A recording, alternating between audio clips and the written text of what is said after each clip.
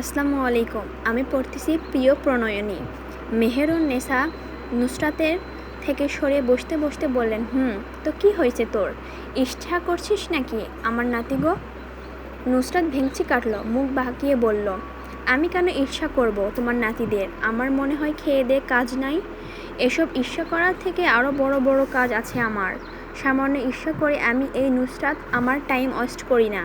মেহেরুন্নেছা নুসরাতের কথায় ফোড়ন কেটে বললেন, কাজ তো নাই তোর, সারাদিন নাচানাচি করিস, কোনো কাজ কাম তো করিস না। বিয়ের পর জামাইয়ের বাড়ি গিয়ে কি করবি? যখন ধাক্কা দিয়ে বাইর কইরা দিবেনি তখন বুঝবা আসল মজা। নুসরাত হাসতে হাসতে মেহেরুন্নেছার গায়ে ঢলে পড়ল। হাসির তুলে মৃদু কণ্ঠে আওড়াল, আরে বুড়ি, চিন্তা করো না, আমার কাছে একটা আইডিয়া আছে।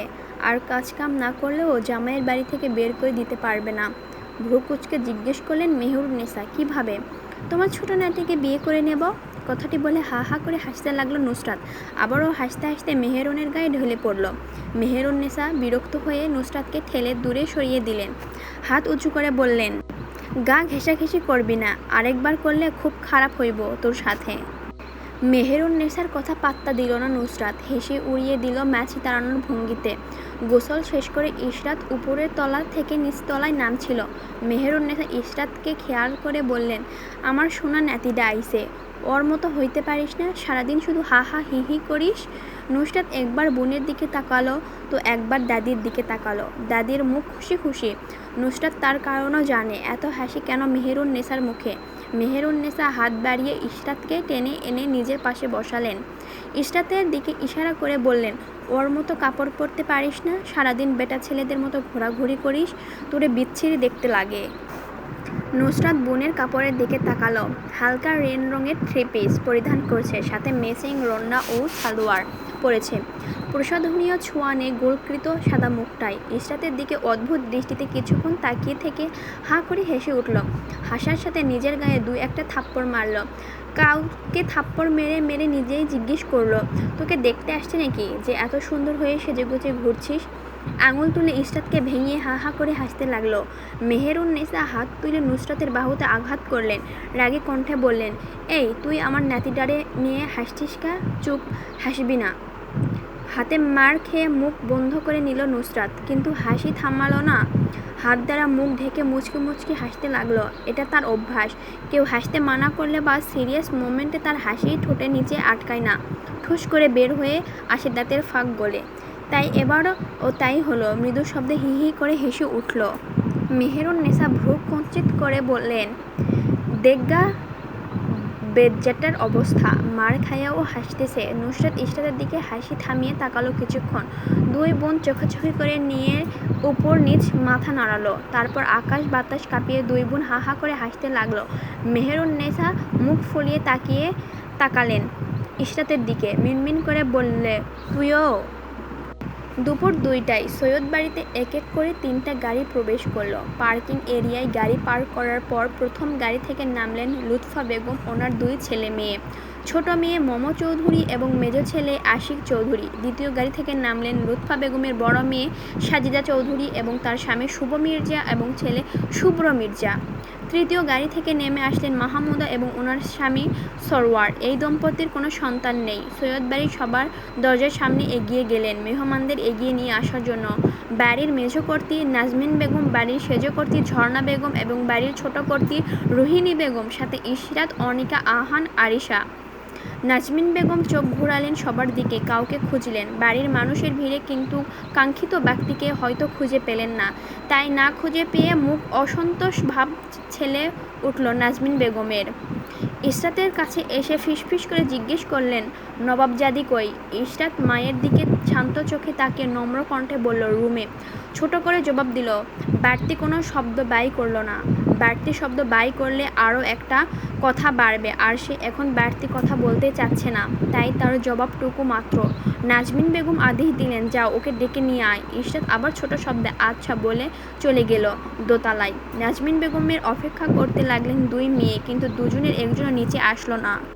নাজবিন বেগম বিড়বিড় করলেন, ওই বোকাটা মনে হয় নিজের সাথে বসিয়ে রেখে দিয়েছে, আসতে দিচ্ছে না। একে নিয়ে আমি কি করব? সকল বাসায় প্রবেশের পর কুশল বিনিময় করলেন। সবাইকে ড্রয়িং রুমে বসানো হলো। বাড়ির কর্ত্রীরা এক এক করে নাস্তা দিতে শুরু করলেন মেহমানদের। এর মধ্যে নাসির সাহেবের কল আসলো আবার। নাসির সাহেব বললেন, আমার ইতিমধ্যে বাসার উদ্দেশ্যে রওনা দিয়েছি, আধা ঘন্টা লাগবে বাসায় পৌঁছাতে, বলে ফোন রেখে দিলেন। নাজবিন বেগম নিচতলা থেকে তাড়া দিলেন যে গোসল করে নিতে। অনেকে ড্রয়িং রুম থেকে নিজের রুমের দিকে চলে গেল রেডি হওয়ার জন্য। নাজমিন বেগম যাদের উদ্দেশ্যে বললেন, সেজো, আমি একটু আসছি, তুই আর ছোট একটু এই পাশ সামলা।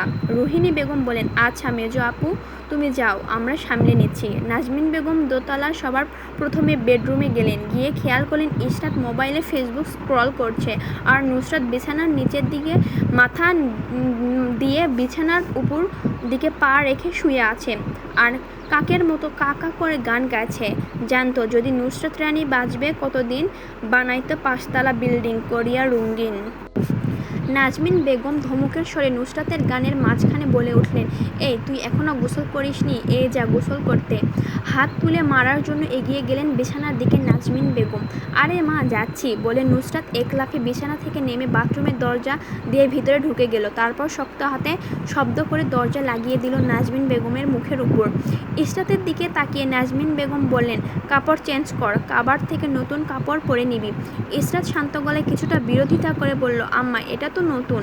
নাজমিন বেগম কঠোর স্বরে বললেন, চেঞ্জ করতে বলছি মানে চেঞ্জ করবি, আমি তোমাকে আদেশ দিয়েছি, জিজ্ঞেস করিনি।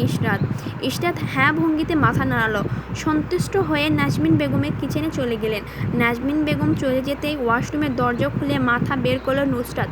রুমের চারদিকে মাথা ঘুরিয়ে দেখলো নাজমিন বেগম আছে কি না। ওয়াশরুমের দরজার সামনে দাঁড়িয়ে কুকু করে শব্দ বের করলো মুখ দিয়ে। নুসরাতের এইরকম অদ্ভুত শব্দ বের করা দেখে ইশরাত মাথা ঘুরিয়ে ওয়াশরুমের দিকে তাকালো। ভ্রু কুঁচকে জিজ্ঞেস করলো, কি হয়েছে? নুসরাত জিজ্ঞেস করলো, আম্মা চলে গিয়েছে? ইশরাত বলতে দেরি হয়েছে লাফ দিতে বিছানার উপর নুসরাতের আসতে দেরি হয়নি। নুসরাতকে বিছানায় উঠে বসতে দেখে ইশরাত জিজ্ঞেস করলো, তুই গোসল করবি না নুসরাত? নুসরাত দুপাশে মাথা নাড়িয়ে বলল, না, এখন করব না। ইশরাত জিজ্ঞেস করল আবার, তো কখন করবি? মেহমান তো প্রায় চলে এসেছে। নাক ছিটকে নুসরাত আওড়ালো, সন্ধ্যার সময় করব। আর এরা কিসের মেহমান? এদের আমি মেহমান মনে করি না। তুই একটু বেশি ইন্সপায়ার দিয়ে দিচ্ছিস এদের। চিল ব্রো, চিল, এদের বেশি পাত্তা দিবি না, পাত্তা দিলেই মাথায় চড়ে বসবে, সো বি কেয়ারফুল। ইশরাত নুসরাতের কথায় কোনোরূপ বিরোধিতা না করে বলল, আচ্ছা। কথা শেষ হওয়ার পর নিচে গিয়ে গাড়ি আসার শব্দ হলো। দুবোন নিজেদের দিকে তাকিয়ে এমন ভাব করলো যেন ওরা কোনো মেহমান না। তারপর ঠাস করে বিছানায় শুয়ে সিলিং ফ্যানের দিকে তাকিয়ে থাকলো নুসরাত, আর ইশরাত মোবাইল স্ক্রল করতে লাগলো।